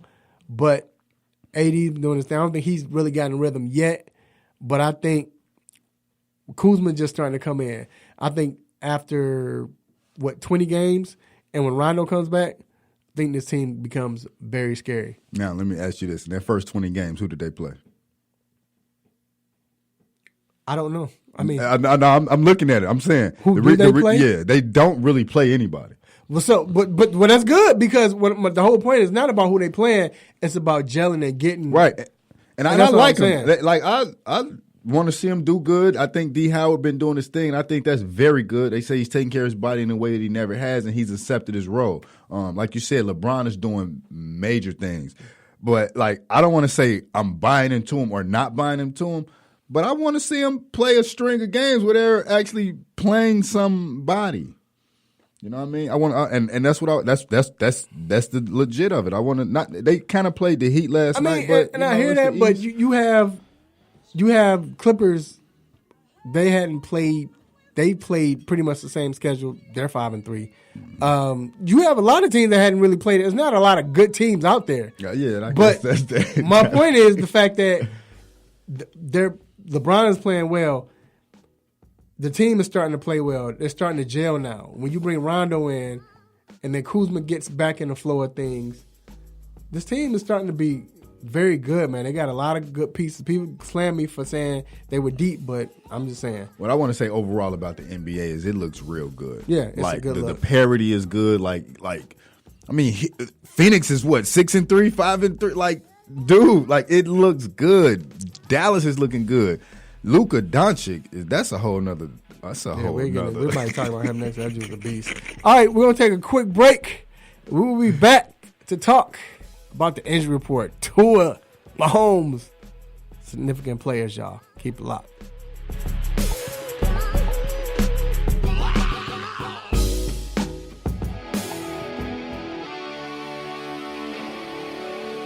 Have a sports injury?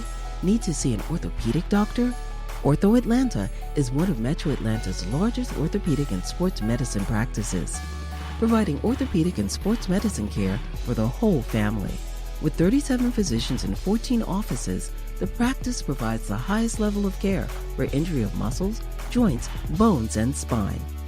Ortho Atlanta offers convenient access to a full range of musculoskeletal surgeons and specialists. Ortho Atlanta also offers on-site physical therapy, pain management care, MRI imaging, and workers' compensation care. The Ortho Atlanta surgery centers in Austell and Fayetteville provide cost-effective, same-day surgical procedures in an accredited outpatient center. Hip, knee, shoulder, back pain?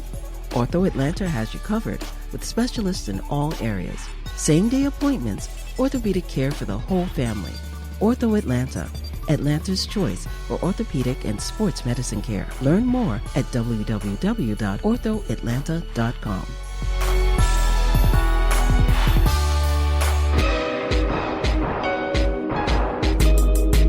Hi, this is Jabari Parker of the Atlanta Hawks, and make sure y'all check out the 3-point conversion.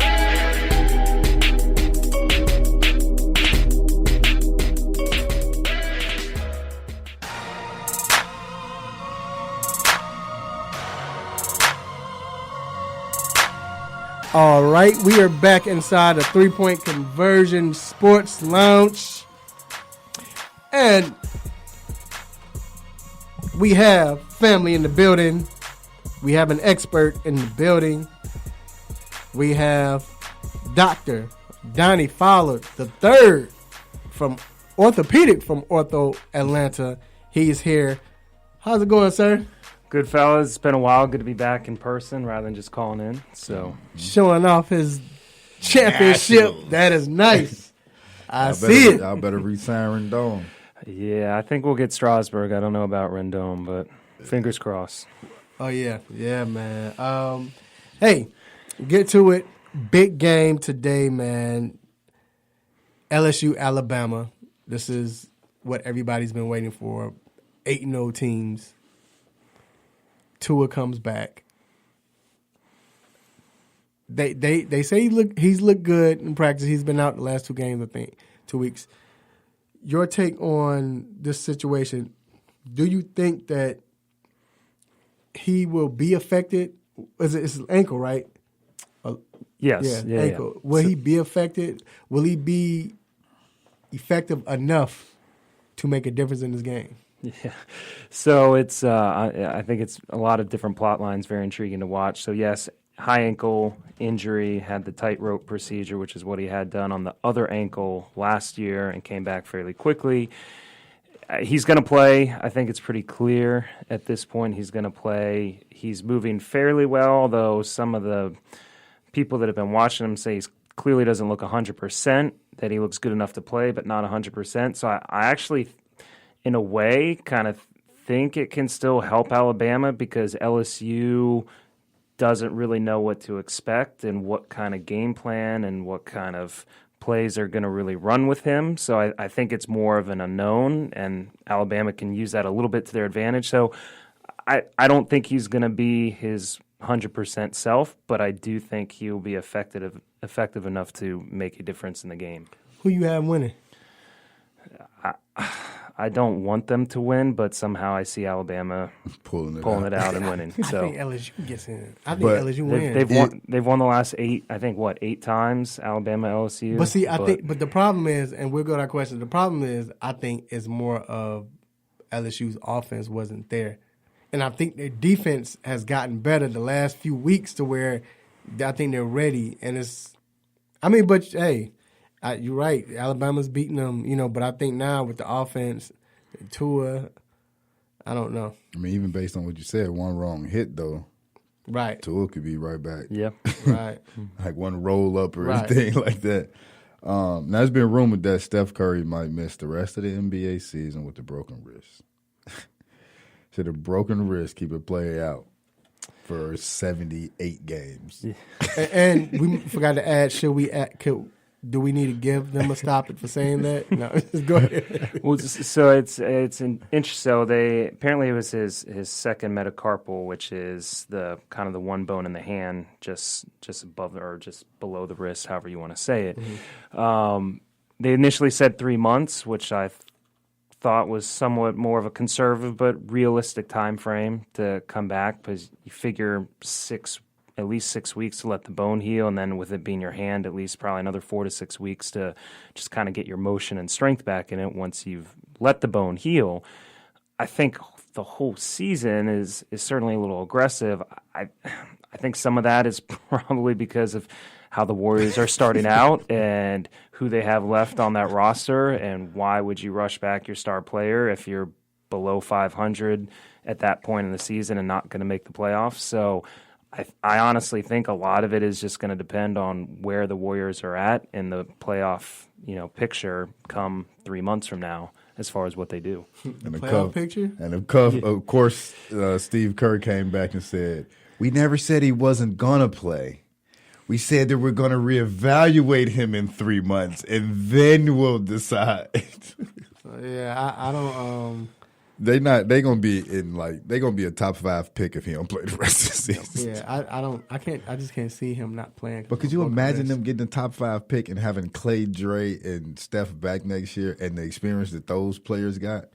Because what's also interesting, he has come out and said he fully intends to play for the Olympic team this summer too. So it's no, man. See, it was stopping. Then that's when it's tanking to me. I'm That's crazy. Yeah, Gia, they need to stop him for that. He does. Stop it. That don't make sense. All right, so Patrick Mahomes, somebody who wanted to come play and wanted to play after he got hurt, but they kept him out. He is active for Sunday's game against the Tennessee Titans. Should he be on a restriction as far as, because we talked about this a couple of weeks ago, as far as if you're healthy enough to play? It was about him actually running the ball. Should they say, hey, do not run unless you have clear and then get down? Or because even with sliding, he can mess that up, right? Yeah. Again, it's one of those. It was a kneecap, nothing fractured. Kneecap popped back in place. You just need it to kind of heal in. So a lot different than actually tearing a major ligament or anything like that. So I think it's really about getting his swelling down, getting his mobility back. He says that he feels comfortable running laterally, being able to throw. So I certainly think that they probably tell him, hey, be smart out there, get rid of the ball rather than trying to do something crazy if you need to. But at the same time, when you're a player and you're out there and you have that mindset, that's not always going to translate. Mm-hmm. So you'll probably see him do a couple things where you cringe, and hopefully he gets back up and say, okay, he's good.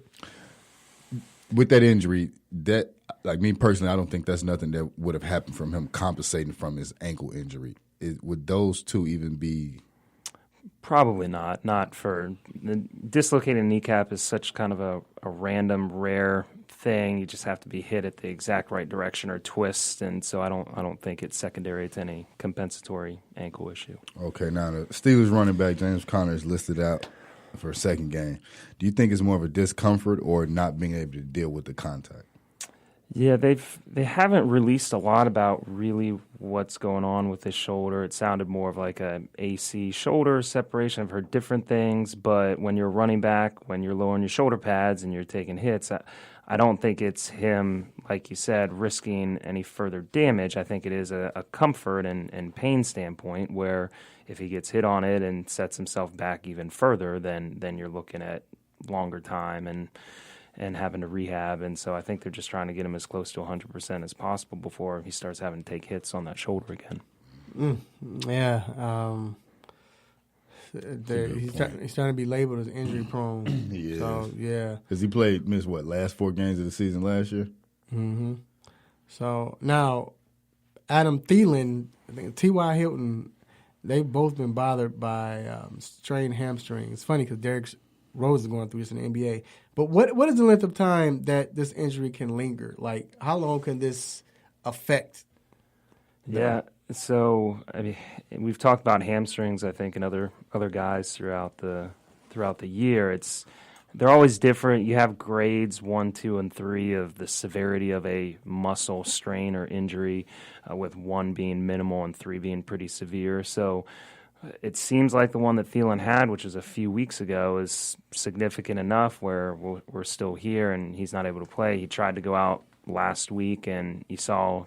I think he was out for maybe a series before he came off, and you could see he just didn't have the comfort or ability to explode out of his cut. So, and then Hilton's had hamstring. I think he has some calf stuff going on too. It's one of these things that it sounds simple and basic, and you should be able to play through this, but it's just one of those things. If you don't let it heal right, you're dealing with it for the rest of the season. So.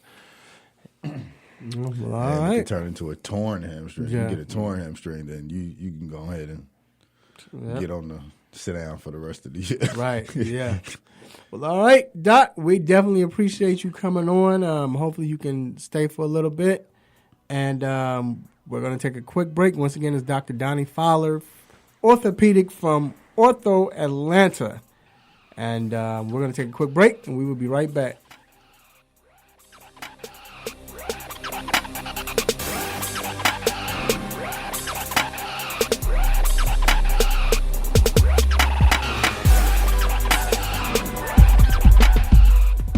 Have you been looking for a radio station that gives you sports, I don't believe it! It's a touchdown! entertainment, Are you not entertained? and other special interest talk shows? Well, isn't that special? All on one app? Yo, that's dope. What app is that? It's the real 1100 AM app for WWE. Grab it for free in your Google Play or Apple App Store today.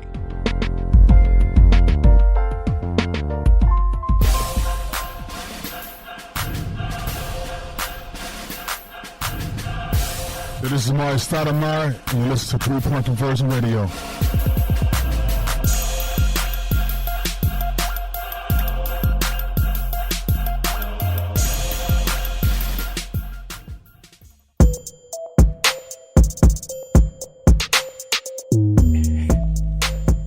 All right, we are back inside the 3 Point Conversion Sports Lounge.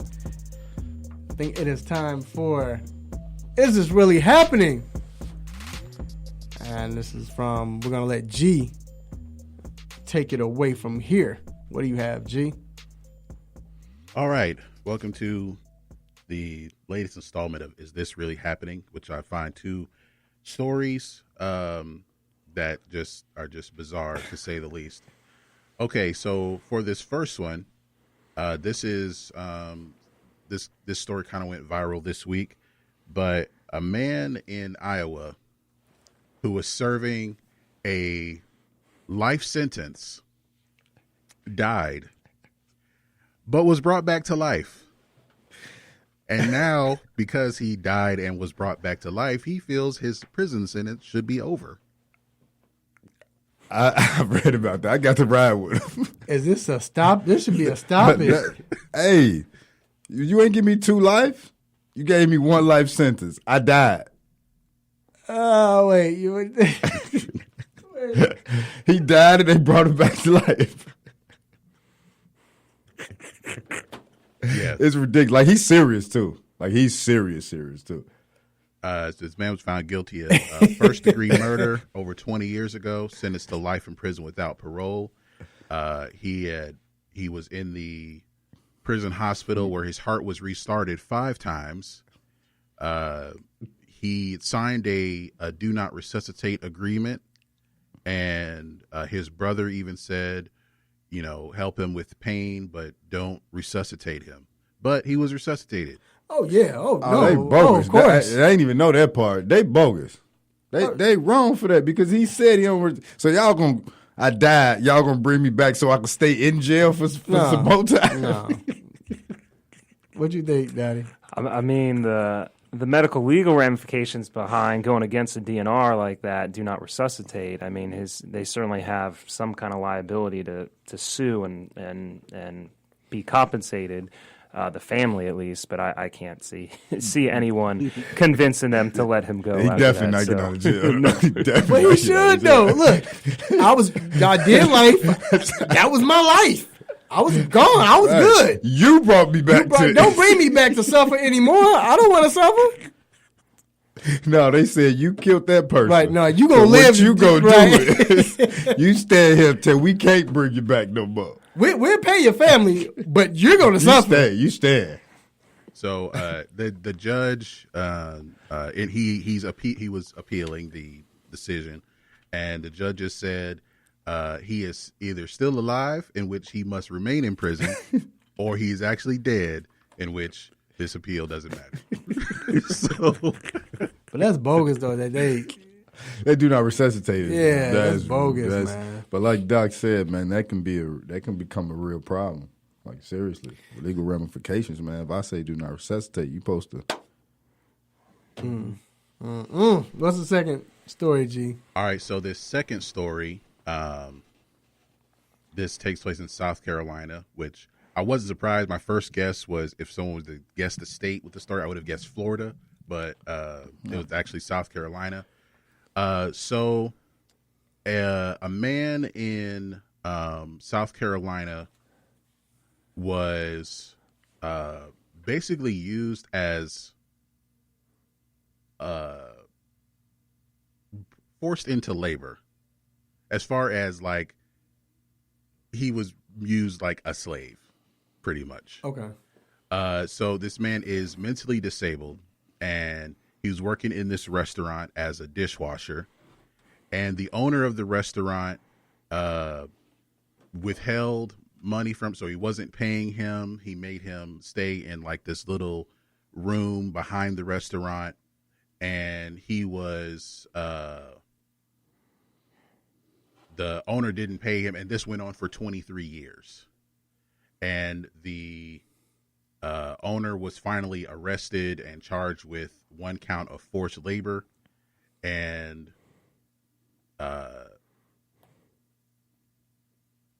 the owner would also like keep the guy's family from seeing him, and he just like kind of kept him in captivity, and every time he messed up, he would beat him, and customers would see this, but it took the owner's family to kind of finally figure it out that this guy basically had a slave working for him. Where was this? This is in South Carolina. Yeah, I read about that one too.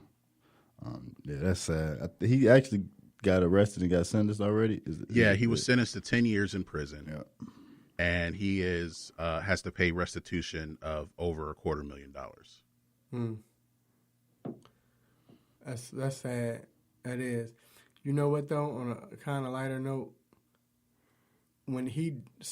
if he's done that, the guy that got sentenced to, and he has to pay restitution, they should make him listen to Shannon Sharp say, "I want restitution," about 5 million times.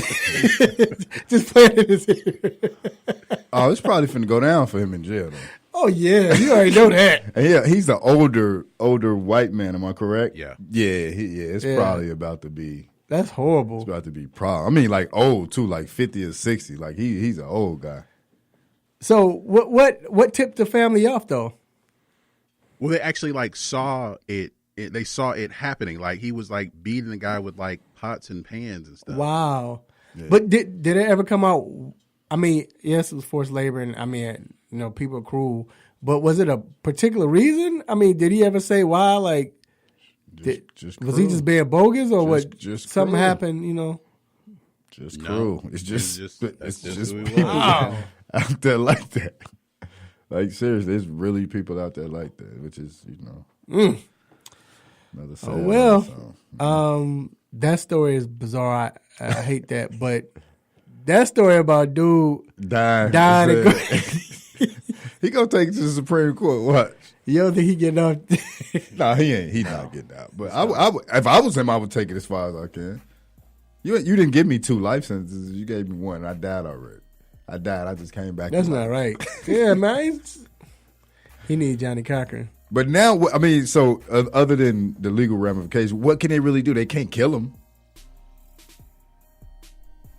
Well, that wasn't part of the sentence. Right, I know. I'm saying because he said do not resuscitate. So, because he wanted to end it. If I die, let me die. I don't want to come back. But now, so... That's bogus, man. So what if he stay alive for another 20 years? Yeah, that's bogus. They got to do something. That's bogus. What they gonna do though? Kill him? He need to get when his family come. He need to get extra time. He need to get something. They gotta throw something in there for him. That's wrong. Like what could they? I want to know other than monetary, right? Like what could they do? Bring him Outback Steakhouse for lunch and dinner. That's wrong, man. Don't make that man suffer like that. That's still not enough because you know what? Look, I was away from this. But I feel what you said, but if they can't get him out, they need to do something for him, dog. I need to get out on weekends or something. It's something. Look, if I wasn't able to clean the highways, y'all need to let me put me on that team. I need something. I need to do something. I was dead. I was gone. I was happy. All right, man. We're going to take a quick break. We'll be right back.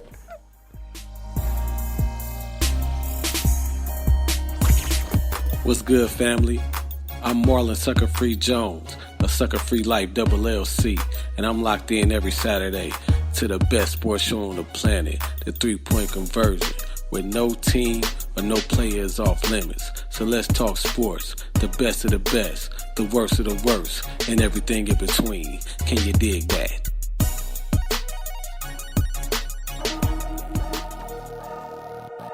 It's time to get in the mind of Mr. Controversy and D Intellectual with What's on My Mind.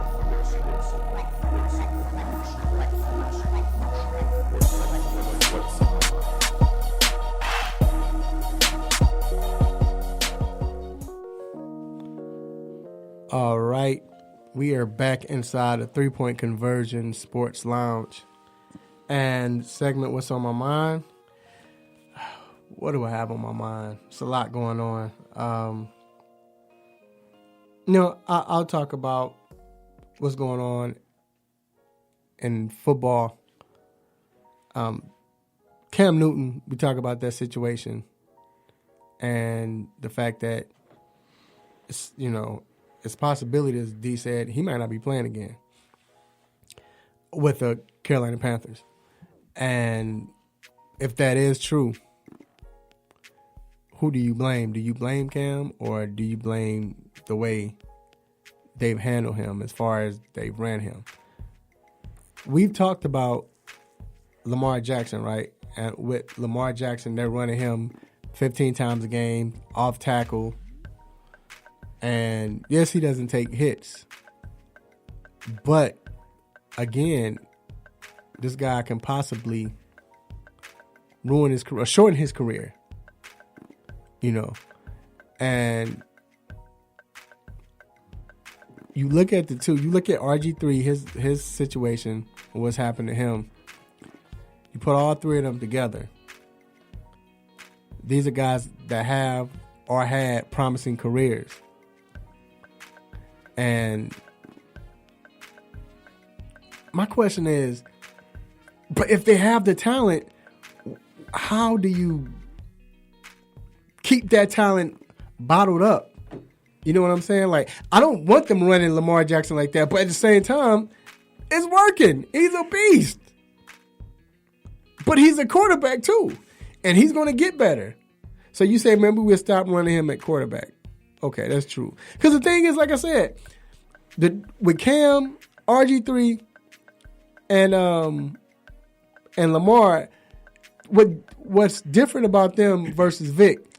Vic maybe had 1 or 2 running plays called that was like, it's called running play for Vic. Other than that, it was, all right, let me, this is not working. I'm going to come up with this. Or, you know what I'm saying? Steve Young, same way. Randall Cunningham, same way. Russell Wilson, he had the read option, but still, it was more so, let me read this. If that's there, I'll take it.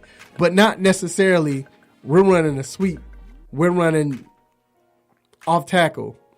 You know, it's even different from a quarterback draw. Quarterback draw, I'm going to run. It's an opening. If I don't see nothing, get down. But I'm really torn on, do you let him run the ball because he has that talent, he is that good, and it works for your team, is winning? Obviously it is. It's working. We see it. Or do you say, well, we want to prolong his career because he's a great quarterback, he's a good quarterback, he's going to be great, let's not run him. Now you're taking away an edge or an advantage you have against the team. I'm torn. I really am. I think it's up to the players and the player's agent, you know, because I think and I said this earlier before the season started with Lamar Jackson, I really do believe that because of what he's doing, we've never seen anybody do it like this. And because of what he's doing, it's going to cause other people to get jobs as quarterbacks, as far as like people out of college that wouldn't normally play. You will see it now. You can see a Tua coming in, and not Tua, but Jalen Hurts coming in, and because we all say Jalen can't throw, he's shown that he can throw, but he's not. You don't think of him as an NFL quarterback. Right. But what they're doing with Lamar Jackson, now I see Jalen Hurts being very valuable and moving up. Just hope he doesn't get hurt.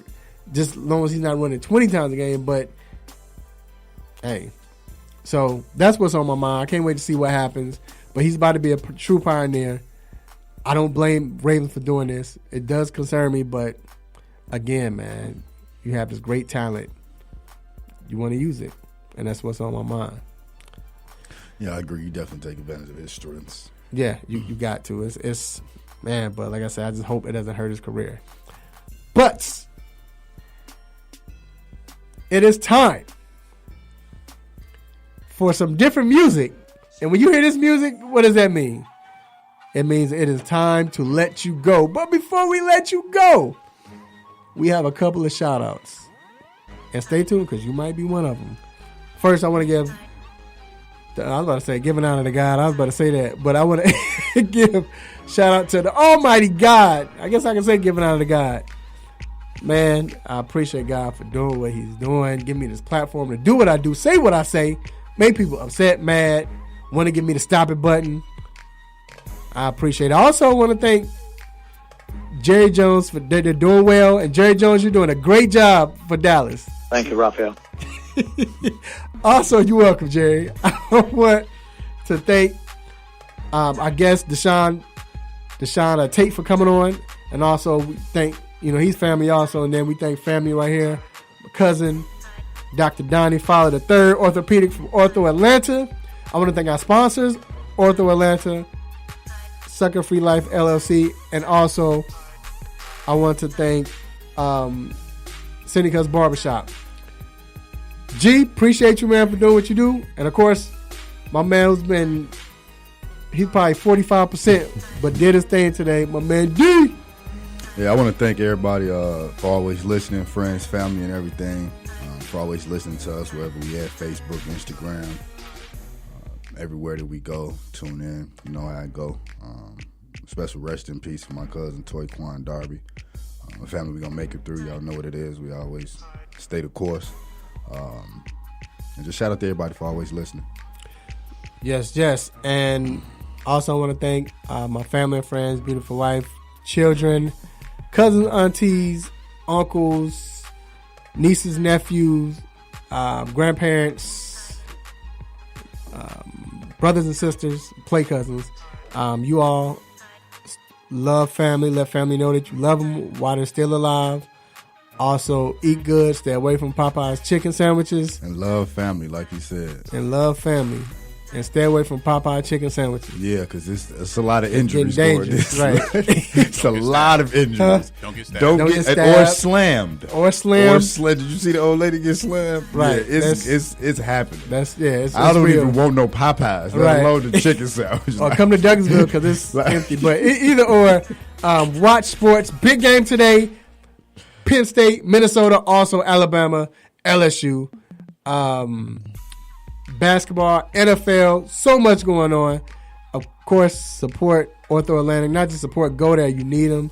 They take care of you. They take care of me. They taking care of D. So we're not lying. We're not doing this because we want money or whatever. No, it's real. It's legit. Yeah. You know, we want that money too. But no, it's legit. No, I'm just kidding. But, and again, till next week, same time, same show, same crazy host, same sports nonsense. Will you miss me? I'm out. Peace. You just got done listening to the 3-Point Conversion Sports Lounge. Be sure to follow us on our Instagram, Twitter, and Facebook accounts at the 3-Point Conversion. And also make sure you check out our website, the3pointconversion.com. Be sure to follow us live and listen every Saturday morning at 10 a.m. Eastern.